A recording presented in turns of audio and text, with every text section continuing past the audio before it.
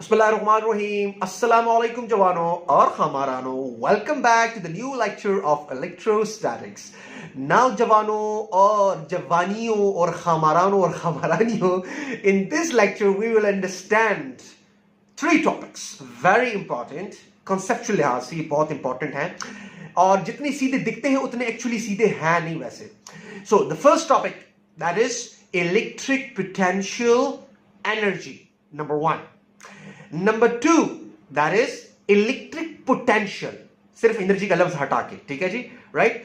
And number three will be electric potential difference, ठीक है जी, जिसको हम आगे जाके वोल्टेज के नाम से भी पुकारेंगे, जो कि चार्जेस को फ्लो करवाने में बहुत अहम किरदार अदा करता है. ठीक है जवानों. नाउ ये टॉपिक क्यों इतना इंपॉर्टेंट है?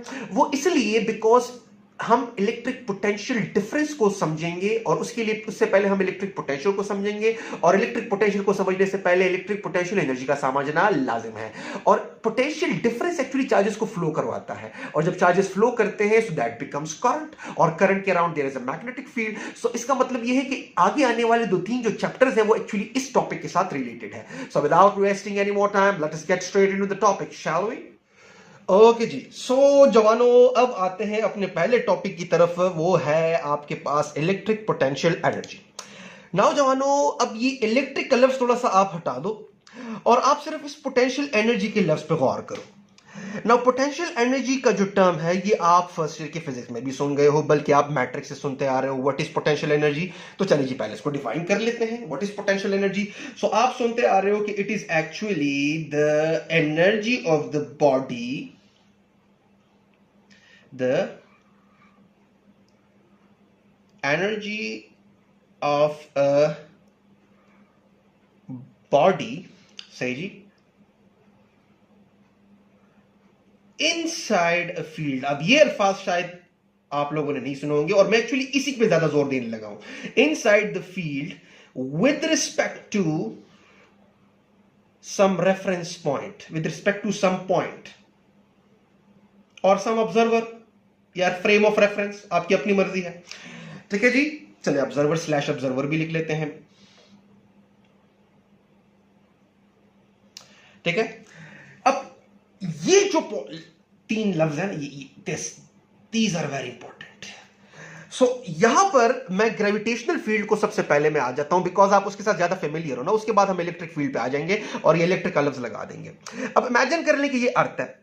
नाउ अर्थ का फील्ड आपको पता है हमेशा अट्रैक्टिव नेचर का है, राइट. अब यहां पर लेट अस से कि ये आपके पास अर्थ का फील्ड लेट अस से यहां तक कुछ आ रहा है, लेट अस से, राइट. और यहां पर मैं आपसे कहता हूं कि यहां पर एक पॉइंट है और उसके ऊपर एक ऑब्जेक्ट ऑफ मास m पड़ा हुआ है. लेट अस से this is an object of mass m, right. इसको थोड़ा सा क्लियर कर देते हैं ताकि आप लोगों को नजर आ जाए. मजा नहीं आया. ओके, एक मिनट. हाँ, नाउ इट्स गुड. ठीक है जी. So this is an object of mass m and this is earth. ठीक है जी. Let me call it earth, right. अब हमें पता है कि अगर इस ऑब्जेक्ट को यहां से रिलीज कर दिया जाए तो इसने किधर आना है? इसने नीचे की तरफ आना है, राइट. और वो जब नीचे आएगा तो उसके पास एक दूसरी टाइप की एनर्जी आती जाएगी जिसे हम कहेंगे एनर्जी ऑफ मोशन. और एनर्जी ऑफ मोशन को हम क्या कहते हैं? Kinetic energy, right. सो यहां पर जब ये ऑब्जेक्ट आएगा, ठीक है जी, जब हम उसे रिलीज करेंगे फ्रॉम पॉइंट ए, राइट, और वो जब पॉइंट बी पर आएगा, सो पॉइंट बी पर उसके पास एक एनर्जी होगी जिसे हम कहते हैं kinetic energy. That is the energy of the body due to its motion. ठीक हुआ जवानों. अब हमें पता है from the law of conservation of energy कि अगर तो इस ऑब्जेक्ट ने काइनेटिक एनर्जी गेन की है तो जाहिर सी बात है this kinetic energy must have been came from some other type of energy when it was at point A. और वो जो अदर टाइप ऑफ काइनेटिक और जो अदर टाइप ऑफ एनर्जी है जिसको मैं रेफर कर रहा हूं, उस एनर्जी को हम कहते हैं पोटेंशियल एनर्जी. क्या कहते हैं? Potential energy. इसका मतलब यह है कि पॉइंट ए पर इस मास के पास कुछ ना कुछ एनर्जी थी और वो एनर्जी पॉइंट बी पे कन्वर्ट हो गई into kinetic energy. Some part of that energy convert हो गई इनटू काइनेटिक एनर्जी. और वो एनर्जी जो कि उसके पास हुआ करती थी, राइट, उस एनर्जी को हम कहते हैं पोटेंशियल एनर्जी. ठीक है जवानों, ये हमने समझा है from the first year physics. अब जवानों मैं आपसे ये कहता हूं कि आप जरा इमेजिन कर लो कि फिलहाल ये अर्थ यहां पर नहीं है, ठीक हुआ। सो जब अर्थ यहां पर नहीं है तो मुझे एक बात बताएं, क्या ये ऑब्जेक्ट जो कि पॉइंट ए पर है, क्या ये पॉइंट ए अब किसी फील्ड के अंदर है? नहीं है, बिकॉज आपने सिरे से अर्थ को ही गायब कर दिया है ना, मतलब अर्थ यहां पर नहीं है। सो जब अर्थ नहीं है तो उसका फील्ड किधर से आया? उसका फील्ड भी नहीं है, राइट। सो जब उसका फील्ड नहीं है, इसका मतलब है कि पॉइंट ए पर जिसके ऊपर मास पड़ा हुआ है इनिशियली, अब उसके पास जो है वो पोटेंशियल एनर्जी नहीं रही। क्यों? बिकॉज देखिए, क्या अब पॉइंट ए पे पड़ा हुआ मास पॉइंट बी पे आएगा खुद ब खुद? क्या वो आ सकेगा? नहीं। पॉइंट बी पे तो वो तब आ रहा था जब यहां पर अर्थ का फील्ड था और अर्थ उसे खींच रहा था अपने सेंटर की तरफ। लेकिन जब अर्थ ही नहीं रहा तो उसका फील्ड भी नहीं रहा। तो जब उसका फील्ड ही नहीं रहा तो इस ऑब्जेक्ट ऑफ मास m ने पॉइंट ए से पॉइंट बी तक जाना ही नहीं है, और जब वो पॉइंट बी तक नहीं जाएगा तो काइनेटिक एनर्जी का तो सवाल ही पैदा नहीं होता। और जब काइनेटिक एनर्जी उसने गेन नहीं की बिकॉज वो आया ही नहीं है, तो इसका मतलब ये है कि यहां पर इसके पास किसी भी तरह की वो एनर्जी नहीं थी जो कि हुआ करती थी, यानी कि potential energy over here is zero. So यहां पर हम क्या अखज कर सकते हैं? यहां पर हम ये क्या कह सकते हैं बड़े अल्फाज में कि potential energy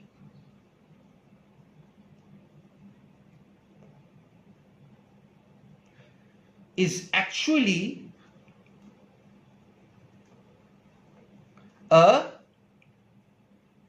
field, sorry, related energy, or you can call it the energy of the field। आप इसको ऐसे भी कह सकते हो कि it is actually an the potential energy is the energy of the field, energy of the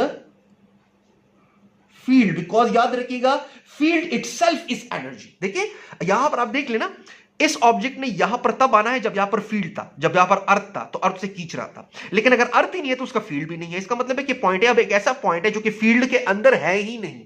सो जब वो फील्ड के अंदर नहीं है तो अब उसने नीचे नहीं आना, बिकॉज नीचे उसे कोई खींच नहीं रहा। सो जब वो नीचे नहीं आएगा तो काइनेटिक एनर्जी उसकी गेन नहीं होगी। इसका मतलब ये है कि काइनेटिक एनर्जी अगर उसकी गेन नहीं हो रही तो इसका मतलब है कि पॉइंट ए पे उस बेचारे के पास किसी भी तरह की कोई पोटेंशियल एनर्जी है ही नहीं।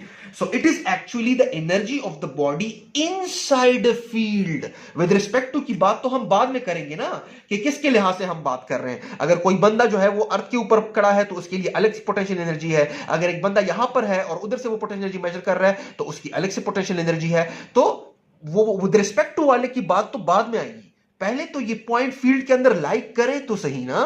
ठीक है जवानों, सो याद रखिएगा आप पोटेंशियल एनर्जी को डिफाइन ही नहीं कर सकते अगर आप फील्ड के बाहर किसी पॉइंट को लो। ठीक है जवानों, दैट इज वाई अगर आपको याद हो तो एब्सोल्यूट ग्रेविटेशनल पोटेंशियल एनर्जी के अंदर आप बिल्कुल वो पॉइंट जो कि बिल्कुल फील्ड से बाहर निकल रहा था उसे पॉइंट एट इंफिनिटी कहते थे और वहां पर पोटेंशियल एनर्जी को जीरो लेते थे। और इसी तरह का एक टॉपिक हम यहां पर भी करेंगे, लेकिन एब्सोल्यूट ग्रेविटेशनल पोटेंशियल एनर्जी के बजाय हम इसे एब्सोल्यूट इलेक्ट्रिक पोटेंशियल एनर्जी कहेंगे, जो कि आने वाले लेक्चर्स में आ जाएगा। सो जवानों, इतने हद तक मैंने आपको ये पोटेंशियल एनर्जी समझाना था कि it is a field related energy. अब हम इसको शिफ्ट करेंगे टुवर्ड्स इलेक्ट्रिक फील्ड। अब जवानों बात यह है कि अब हम क्या करेंगे, अब हम समझेंगे इसी चीज को इलेक्ट्रिक फील्ड के टर्म्स में। सो लेट अस से this is a positive point charge, right. बल्कि ऐसे कर लेता हूं, मैं नेगेटिव ले लेता हूं, बिकॉज टेस्ट चार्ज को हम हमेशा क्या लेते हैं, टेस्ट चार्ज को हम हमेशा पॉजिटिव लेते हैं ना, ताकि सिचुएशन थोड़ी सी अर्थ की जैसी हो जाए, right. Because the field of the negative charge is of converging nature just like earth, because negative भी अट्रैक्ट करेगा पॉजिटिव पॉइंट चार्ज को, राइट, जिस तरह की अर्थ अट्रैक्ट करता है। सो अब अगर यहां पर मैं कहूं कि यहां तक इसका फील्ड है, सो यहां पर मेरे पास लेट अस से एक पॉजिटिव पॉइंट चार्ज है, let me call this a source charge Q and let me call this a positive test charge Q0। ठीक है जवानों, अब यहां पर मुझे पता है, और याद रखिएगा दोनों के दोनों ही पॉइंट चार्जेस हम कंसीडर कर रहे हैं, बस ये सोर्स पॉइंट चार्ज है और ये टेस्ट पॉइंट चार्ज है। अब यहां पर अगर आप देख लो, सो इस पॉजिटिव टेस्ट चार्ज को अगर आप देख लो, क्या ये इस नेगेटिव सोर्स चार्ज के फील्ड के अंदर लाई कर रहा है कि नहीं? देखिए इस लाइन के इस साइड पर है, तो ऑब्वियसली इस नेगेटिव चार्ज ने उसे खींचना है, because the field of the negative charge is of converging nature subject to the condition अगर हम टेस्ट चार्ज को पॉजिटिव कंसिडर करें। राइट जवानों। लेकिन अब मुझे एक बात बताएं कि जब ये टेस्ट चार्ज यहां से यहां तक आएगा तो जाहिर सी बात है इस पॉइंट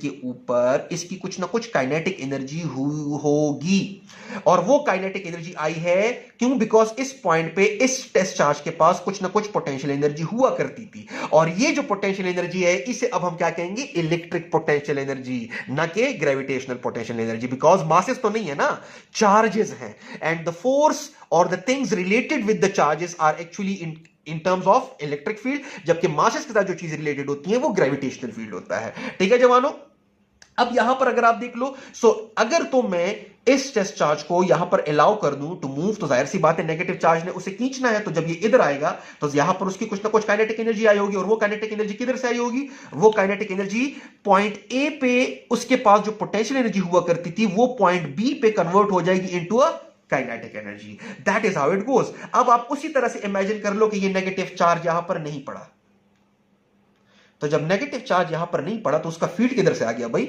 तो जब उसका फील्ड नहीं है तो इसका मतलब यह है कि इस टेस्ट चार्ज को यहां पर आने के लिए कोई चीज है ही नहीं जो कि उसे खींच रही है, सो इसने इधर क्यों आना है? तो जब ये इधर आएगा नहीं तो इधर उसके पास कोई काइनेटिक एनर्जी गेन नहीं होगी, तो जब काइनेटिक एनर्जी गेन नहीं हो रही तो इसका मतलब है कि उस बेचारे के पास पॉइंट ए के ऊपर कोई भी पोटेंशियल एनर्जी थी ही नहीं। ठीक है जवानों, सो देखिए potential energy is a field related energy. So ये मैं आपको समझाना चाह रहा था। अब हम मूव करेंगे टुवर्ड्स इलेक्ट्रिक पोटेंशियल। अब व्हाट इज इलेक्ट्रिक पोटेंशियल? अब इलेक्ट्रिक पोटेंशियल की तरफ जाते हैं, बस सिर्फ मुझे ये एनर्जी का लफ्ज हटाना है। सो जवानों ये लिख लो, और अब हम जा रहे हैं इलेक्ट्रिक पोटेंशियल की तरफ। सो ये एनर्जी का लफ्ज मैं हटा देता हूं, और अब मैं इसको डिफाइन कर लेता हूं सादा अल्फाज में। What is electric potential? So जवानों और जवानियों, इलेक्ट्रिक पोटेंशियल जो है उसी तरह का टॉपिक है जो कि आपने पढ़ा था ग्रेविटेशनल पोटेंशियल। जिस तरह की gravitational potential is actually gravitational potential energy divided by mass, similarly electric potential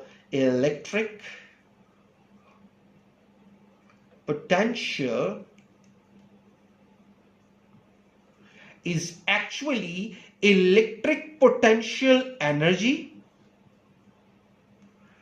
divided by the charge। ठीक है जी। सो अब यहां पर मैंने समझाना है, लेकिन याद रखिए यहां पर मैं बड़ा क्लियर कर देता, चलो मैं दरमियान में क्लियर कर दूंगा। अब आप इमेजिन करो उसी तरह से कि यहां पर हमारे पास एक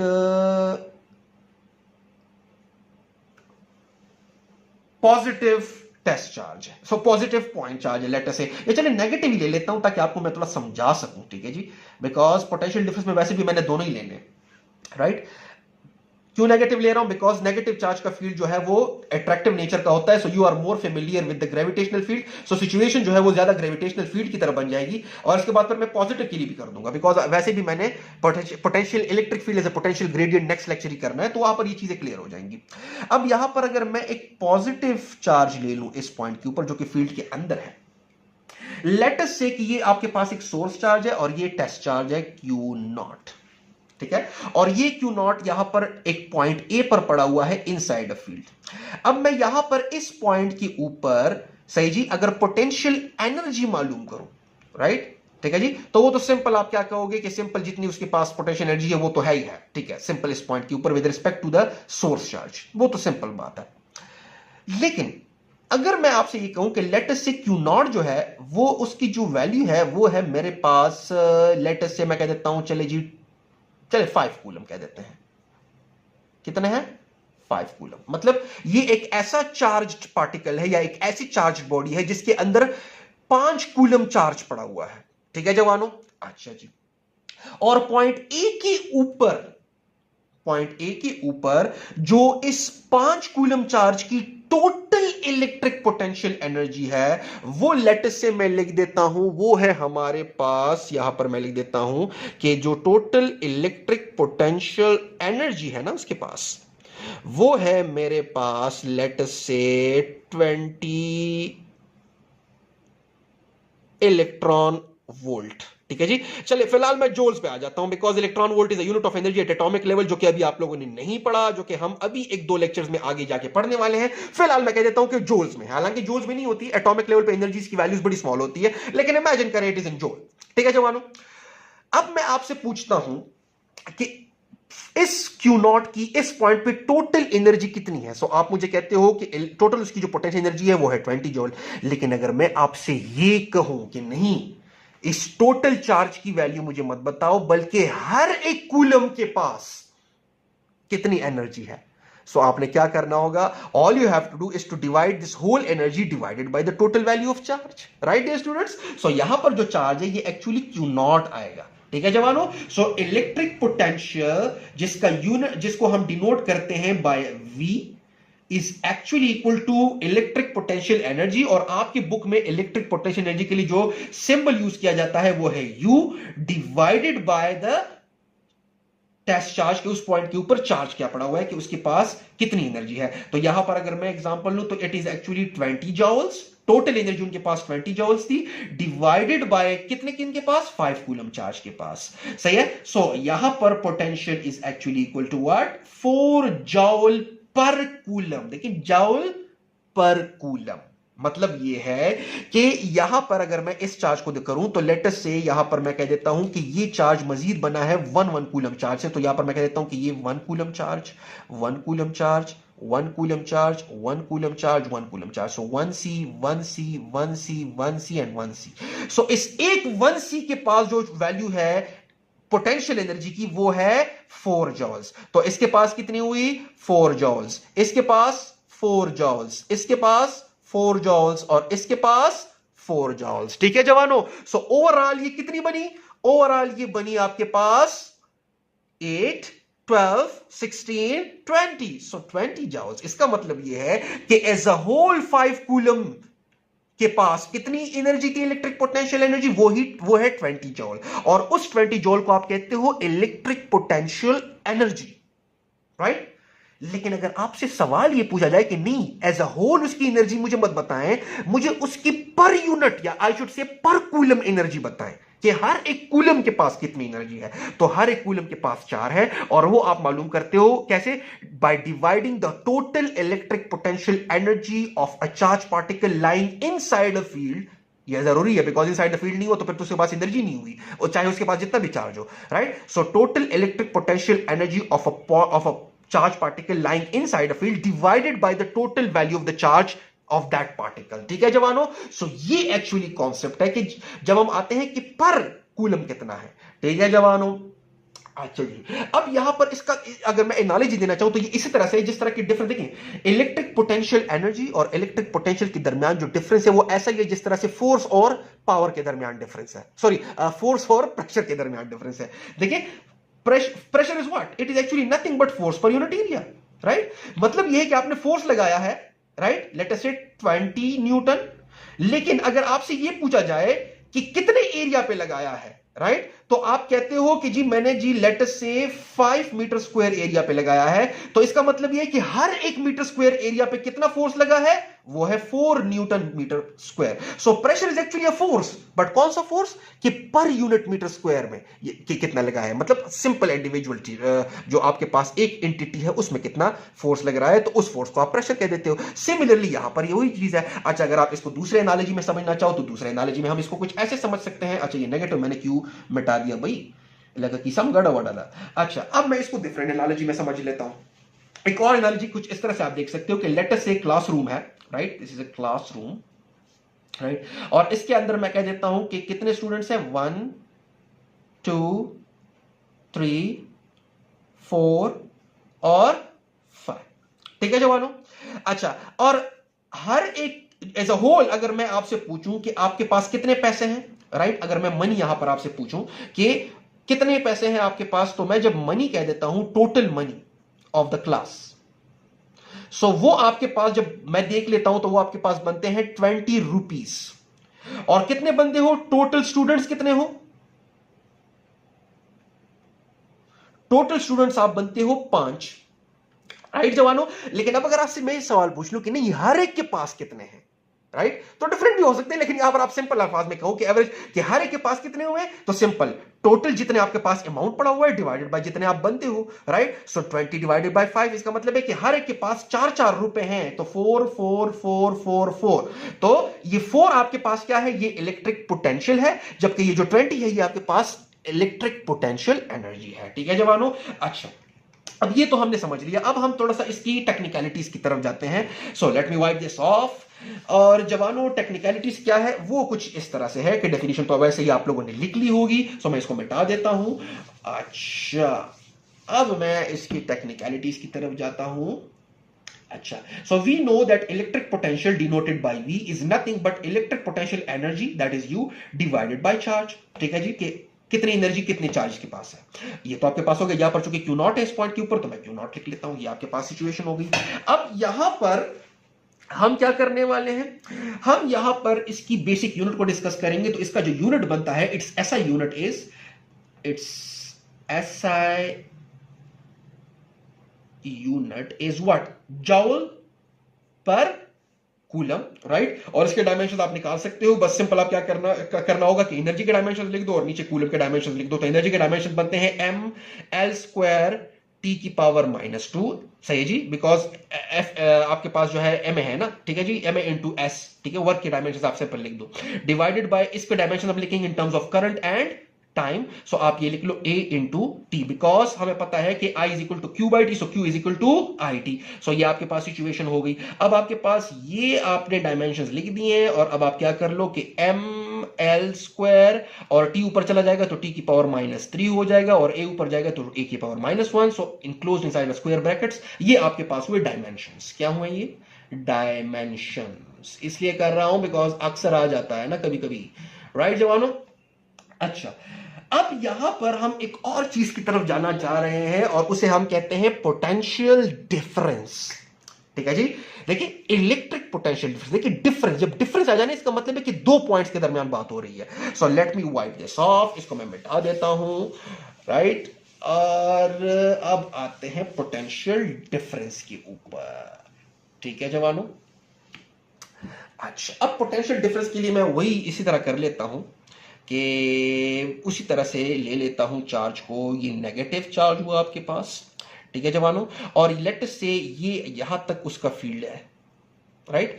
यहां पर एक पॉइंट है, पॉइंट ए, और उसके ऊपर एक टेस्ट चार्ज पड़ा हुआ है, दिस Q0। ठीक है जवानों, और यहां पर लेटर से मैं एक पॉइंट ले लेता हूं, पॉइंट बी, और यहां पर मैं इसे कह देता हूं पॉइंट ए, और वही टेस्ट चार्ज यहां पर पड़ा हुआ है Q0। ठीक है जवानों? अब जवानों मुझे ये बताओ कि अगर यहां पर मैंने पॉइंट चार्ज को तो डिस्कस ही नहीं किया, अगर आप पॉइंट चार्ज के लिए करो तो पॉइंट चार्ज को एक्चुअली हम नेक्स्ट लेक्चर में डिस्कस करेंगे, that will B absolute electric potential energy, हम उसे कह देते हैं। या नेक्स्ट जो टॉपिक आपके पास आ रहा है, जो लंबा चौड़ा टॉपिक है, वो है electric potential due to a point charge inside a field. ठीक है जी, वो बड़ा लंबा चौड़ा टॉपिक है, उसी तरह से तो वो हम करेंगे, लेकिन अब यहां पर सिंपल कर लेते हैं फिलहाल के लिए। यहां पर अगर आप मुझे यह बात बताओ कि पॉइंट बी के ऊपर इलेक्ट्रिक पोटेंशियल एनर्जी ज्यादा है इस चार्ज की, या पॉइंट ए के ऊपर इलेक्ट्रिक पोटेंशियल एनर्जी ज्यादा है? सो वीडियो को पॉज कर लो और खुद सोच लो कि इन दोनों पॉइंट्स के ऊपर इलेक्ट्रिक पोटेंशियल एनर्जी कहां पर ज्यादा होगी। Okay, so let me explain it to you. याद रखिएगा जवानों कि electric potential energy is energy related to the field, right?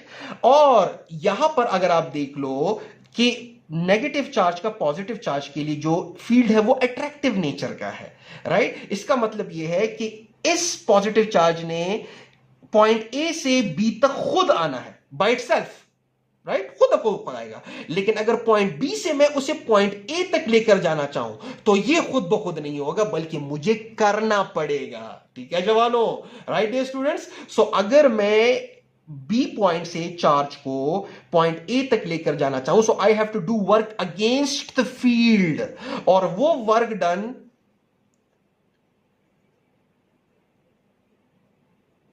Against the field actually convert हो जाता है इनटू अ पोटेंशियल एनर्जी, जिसे मैं यू से रिप्रेजेंट करूंगा एट पॉइंट ए, और जब आप पॉइंट ए से उसे रिलीज करोगे तो वो वापस कन्वर्ट हो जाएगा into kinetic energy at point B, because इसने वापस आना है। तो इसका मतलब ये है कि यहां पर पोटेंशियल एनर्जी कम होगी, राइट, बिकॉज आपने यहां से इसको यहां तक लेकर गए, तो यहां से जब आप इसको फील्ड के अगेंस्ट पॉइंट ए तक लेकर गए, सो आपकी जो वर्क है वो वहां पर स्टोर हो गया in the form of potential energy. तो इसका मतलब पॉइंट ए के ऊपर पोटेंशियल एनर्जी ज्यादा हुई, राइट। और इस चीज को हम डिटेल में डिस्कस करेंगे इन अ पोटेंशियल ग्रेडियंट वाला टॉपिक, जो कि नेक्स्ट 3 लेक्चर्स में आ रहे हैं, ठीक है। सो यहां पर पोटेंशियल एनर्जी ज्यादा हुई, मतलब ये कहने का है कि जिस पॉइंट पे ज्यादा है या कम है, कहने का मकसद ये है कि पॉइंट ए और पॉइंट बी के ऊपर इसी चार्ज की, मतलब क्यू नॉट की जो पोटेंशियल एनर्जीज की वैल्यूज है वो डिफरेंट है। सो जब पोटेंशियल एनर्जीज की वैल्यूज ही डिफरेंट है तो ऑटोमेटिकली इलेक्ट्रिक पोटेंशियल की वैल्यूज भी डिफरेंट है। और यहां पर जो इलेक्ट्रिक पोटेंशियल की वैल्यू है, इसका यहां से जो इलेक्ट्रिक पोटेंशियल की वैल्यू से जो डिफरेंस है, उस डिफरेंस को हम कहेंगे इलेक्ट्रिक पोटेंशियल या डिफरेंस या पोटेंशियल डिफरेंस। सो लेट मी से कि पॉइंट ए के ऊपर जो वैल्यू है इलेक्ट्रिक पोटेंशियल की वो है U B, right, and that U A, and that potential energy divided by the value of the charge will give us the value of electric potential at point A. Similarly, point B के ऊपर, right, point B के ऊपर जो electric potential energy है वो है UB divided by the value of the same charge will give us the electric potential at point B.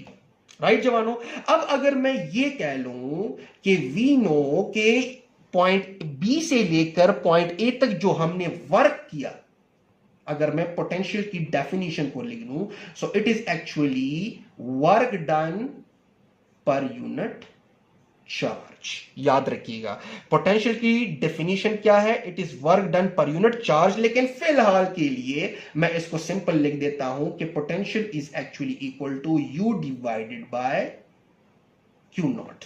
लेकिन अगर मैं वी ए लिखूंगा सो यहां पर मुझे यूए लिखना होगा, और जब मैं वीबी लिखूंगा तो फिर मुझे ऊपर यूबी लिखना होगा डिवाइडेड बाय क्यू नॉट। ये आपके पास सिचुएशन है। अब पोटेंशियल में डिफरेंस जो होगा that will be equal to what, ज्यादा पोटेंशियल इन दोनों में से किसका है जो अभी हमने डिस्कस किया, वो पॉइंट ए पर है ना। So it will be वीए minus VB divided, sorry I should say, हाँ चलिए इसी तरह कह लेता हूं, वीए minus VB, this is the potential difference, right. और हमें पता है कि VA is actually equal to what? According to equation number 1, VA is actually equal to U at A divided by Q naught minus VB is actually equal to U at B divided by Q naught. Right जवानों, अब यहां से मैं Q naught को common ले सकता हूं। So delta V that is potential difference, देखिए VA और VB के दरमियान डिफरेंस है, this is the potential difference जिसे आप PDB कह देते हो, राइट। अच्छा, अब यहां पर अगर आप देख लो तो मैं क्या कह सकता हूं कि मैं अगर Q नॉट को कॉमन ले लूं, राइट, सो आपके पास रह क्या जाता है, आपके पास रह कुछ इस तरह से जाता है कि it will be UA minus UB which happens to be the difference of the electric potential energies, right? So it will be delta V is equal to what? Delta U divided by Q naught. Now याद रखिएगा from work energy principle delta U is actually equal to work done against the field, right. अगर आपको याद हो from the gravitational field कि जब हम field के अगेंस्ट काम करते थे तो उसमें स्टोर हो जाता था in the form of potential energy, यानी कि वो एक्चुअली पोटेंशियल एनर्जी में फर्क लाता था। फॉर एग्जांपल इस पेन को अगर आप देख लें, अगर मैं इसको ऊपर उठा रहा हूं, देखिए आपकी तरफ, तो मैं एक्चुअली ग्रेविटेशनल फील्ड जो कि डाउनवर्ड है उसके अगेंस्ट काम कर रहा हूं। सो ऊपर ले जाने के लिए मुझे फील्ड के अगेंस्ट काम करना पड़ा, so work done against the field. तो मुझे एक बात बताएं, यहां पर पेन की जो पोटेंशियल एनर्जी हुआ करती थी ग्रेविटेशनल पोटेंशियल एनर्जी, और यहां पर जो पेन की ग्रेविटेशनल पोटेंशियल एनर्जी है, दोनों के दरमियान फर्क है कि नहीं, राइट। और ये फर्क जो है, ये चेंज इन पोटेंशियल एनर्जी है, ये तभी आया जब आपने work done against the field किया। सो जितना आपने work done against the field किया होगा उतना ही वहां पर चेंज इन पोटेंशियल एनर्जी आया होगा, सब्जेक्ट टू द कंडीशन अगर आपके पास जो सिचुएशन है वो बिल्कुल आइडियल हो, यानी कि आपका वर्क का कुछ ना कुछ हिस्सा वो बिल्कुल भी फ्रिक्शनल, एयर फ्रिक्शन वगैरह किसी के थ्रू जो है वो जाया नहीं हुआ। सो यहां पर भी वही सिचुएशन है कि यहां पर डेल्टा यू की जगह मैं वर्क डन अगेंस्ट लिख सकता हूं कि पॉइंट बी से पॉइंट ए तक ले जाने के लिए जो वर्क मुझे करना पड़ा, तो मुझे फोर्स लगाना पड़ा और उसके नतीजे में कुछ ना कुछ डिस्प्लेसमेंट कवर हुआ, let me call it delta R, so work is said to be done. So यहां पर मैं इसको ऐसे भी लिख सकता हूं कि it is actually equal to work done पर unit positive test charge, which is actually the definition of a voltage, that is a potential difference. So याद रखिएगा जवानों, मैं इसको मिटा देता हूं बिकॉज ये आप लोग लिख चुके हो, I am assuming. So let me wipe this off. So इसको मैं इससे मिटा देता हूं ताकि मेरे लिए तो स्पेस बन जाए। सो याद रखिएगा जवानों, पोटेंशियल डिफरेंस, ये वैसे भी आप लोगों ने लिख लिया होगा। सो मैं यहां पर लिख देता हूं कि पोटेंशियल डिफरेंस, राइट, इसको इस तरह लिख देता हूं, PD, difference in potential, right, या आप कह सकते हो V A minus V B, right, या V1 minus V B is actually equal to what, work done के उन दो पॉइंट्स के दरमियान चार्ज को ले जाने के लिए जो वर्क डन हुआ डिवाइडेड बाय जिस चार्ज पे वर्क डन हुआ।